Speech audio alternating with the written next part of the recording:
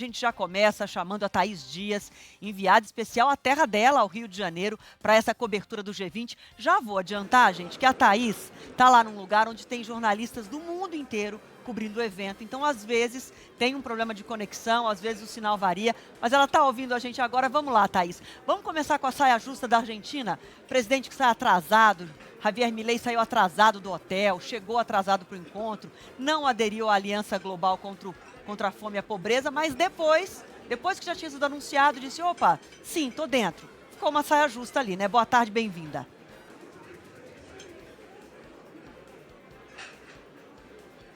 Oi, Adriana, Renan, Eduardo, todos que acompanham o Entre Nós. Seguimos juntos ao vivo por aqui, entre nós, também jornalistas do mundo todo, como você bem mencionou, Adriana. Eu estou no centro de mídia, naquele local que reúne esses jornalistas de todo o globo, que estão atentos a essas discussões aqui e aos impactos em suas regiões. Você falou desse mal-estar, vamos dizer, dessa saia justa, que começou já naquele primeiro cumprimento, né? Não só do atraso, mas naquele momento do aperto de mão. Foi aquele mais comedido, vamos dizer, diplomático mesmo, já que estamos aqui num ponto de discussão diplomática. Foi um aperto de mão, sem muitos sorrisos, até tanto quanto constrangedor, se a gente comparar, por exemplo, com a chegada de Emmanuel Macron. Ele chegou, teve um abraço apertado, sorrisos, então foi realmente um momento que já mostrava o tom dessas conversas por aqui, mas nenhuma novidade, a gente já sabia, né, que não seriam tão amistosas essas relações entre Lula e Milei,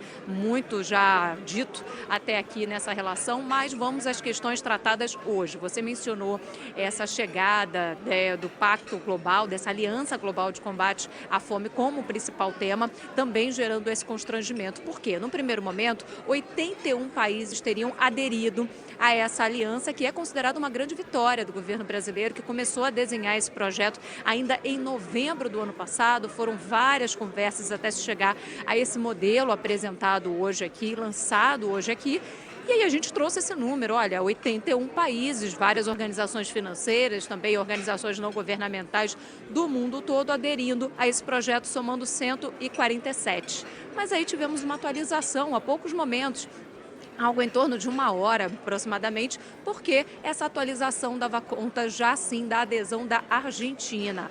Gera um mal-estar, lógico, quando a gente fala de um assunto como a fome e a pobreza, não ter essa adesão muito clara e contundente, porque miséria a gente tem no planeta todo e é preciso combater isso de forma coletiva, né? Não só nos países, mas também de forma coletiva. Houve uma pressão diplomática, inclusive, para que a Argentina aderisse a esse projeto da Aliança Global e isso aconteceu, então, um mal-estar que só foi contornado. Outra situação e outro ponto que eu divido com vocês que nos acompanham aqui é a questão também envolvendo a Argentina sobre um ponto na declaração final. A gente sabe que essa declaração final ela só acontece amanhã, mas as discussões elas vêm acontecendo antes mesmo desse encontro de hoje dos líderes, né? Os Sherpas, os negociadores de cada país estão reunidos em um ponto estratégico aqui no centro do Rio de Janeiro, alinhando cada um dos pontos e aí fechando essa declaração final que até então já tinha ali chegado a um certo consenso. Mas alguns fatores vêm gerando uma certa ponta solta.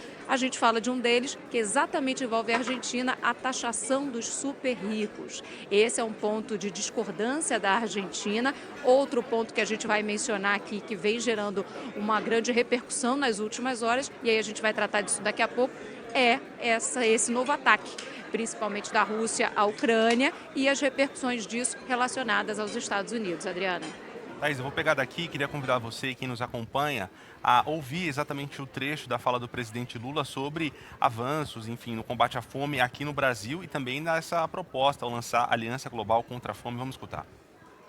Aqueles que sempre foram invisíveis estarão ao centro da agenda internacional.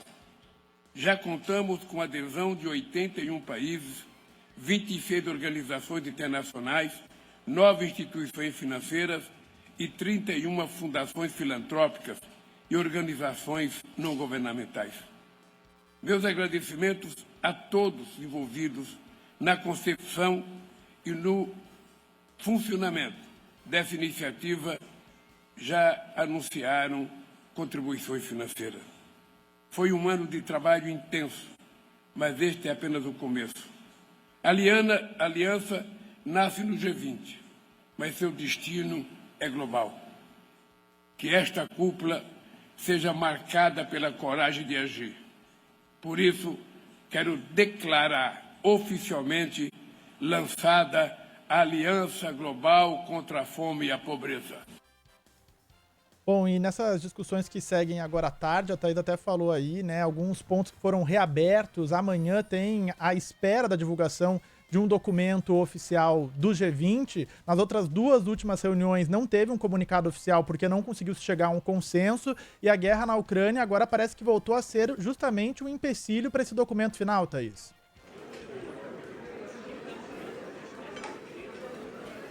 É isso, Frumento. Quando a gente fala dessa declaração, a gente fala de um consenso, né? E essas negociações, elas aconteceram, como eu disse, muito antes. Foram horas e horas que chegaram a se prolongar pela madrugada nos últimos dias. E o Maurício Lírio, que é o Sherpa brasileiro, um dos comandantes dessas negociações, ele chegou a falar, olha, a gente está aqui com algumas pontas soltas, mas acreditamos nesse consenso.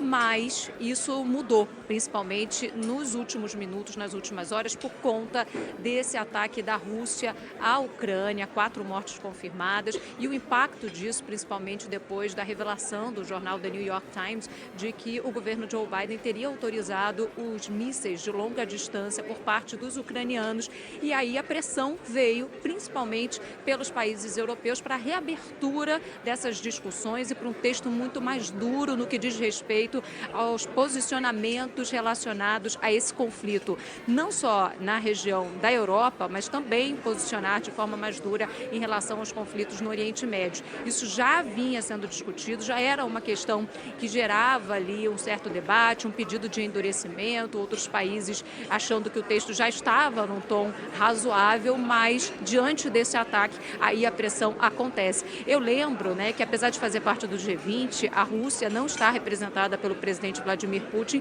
que tem um mandado de prisão, ele não pode sair, né, esse mandado por conta exatamente do Tribunal Penal Internacional, acusado de crimes de guerra nesses ataques à Ucrânia. Então, diante disso, ele não pôde vir. Sergei Lavrov, que é o responsável pelas relações internacionais, representa a Rússia por aqui. A pressão continua.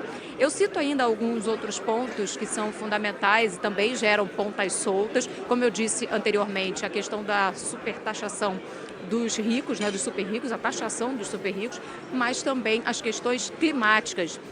Os próprios países europeus, eles têm feito uma pressão muito grande para que até os países emergentes se posicionem e assumam também uma certa gestão dessa questão também dos combates às questões climáticas. A gente vem falando de algumas pontas soltas, o consenso é difícil, principalmente quando a gente fala, né, de países tão diversos, mas a gente segue por aqui acompanhando essas negociações que se dão não só na sala oficial com todos os líderes reunidos, mas também, importante falar, nos bastidores, porque quando o assunto é diplomacia, cada gesto conta, e como a Adriana mencionou bem nessa abertura, aquele aperto de mão tímido de Milei já mostrou a que veio. Tá certo, Thaís. Não, o Milei ficou até com uma pastinha assim, né?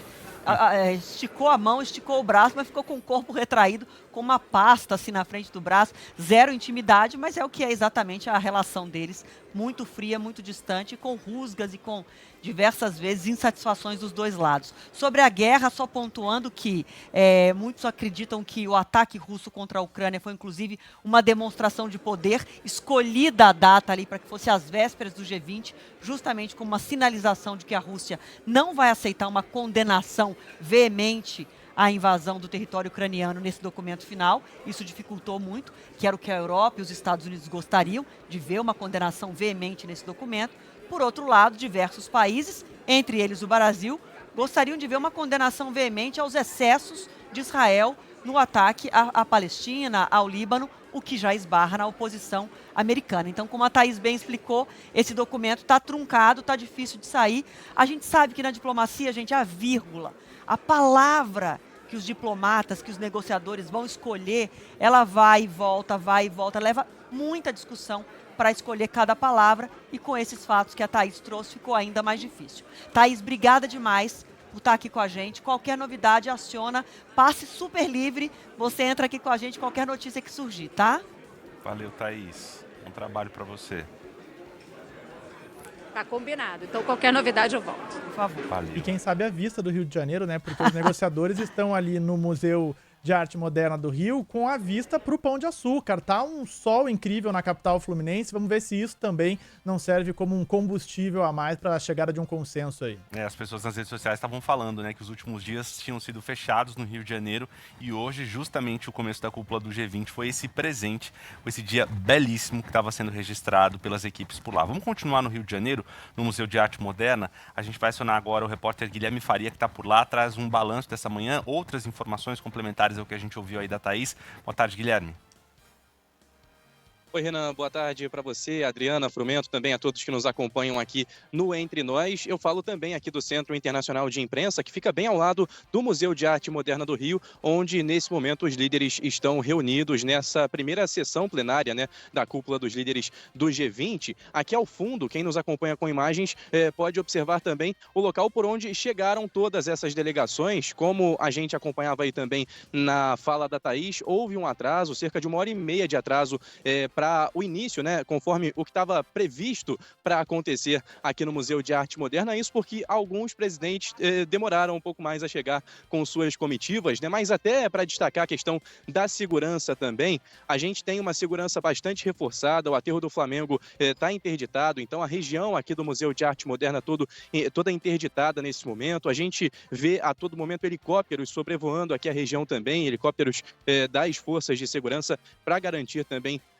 a ordem aqui na região do aterro do Flamengo, e a chegada aqui a essa região também é bastante limitada nesse momento. Inclusive, a imprensa para chegar até aqui tem veículos específicos que trazem a imprensa aqui para essa região também, com todo o protocolo de segurança e tudo mais. Falei sobre as comitivas dos presidentes que passaram por aqui também. Como eu disse, cerca de 1h30 de atraso para o início dessa primeira sessão plenária, que começou ali depois das 11h, estava marcada para aproximadamente 10 da manhã. O presidente dos Estados Unidos, Joe Biden, foi um dos últimos a chegar por aqui, além do Javier Milei, que vocês já citaram por aí também, que também acabou atrasando a sua chegada aqui ao Museu de Arte Moderna do Rio de Janeiro.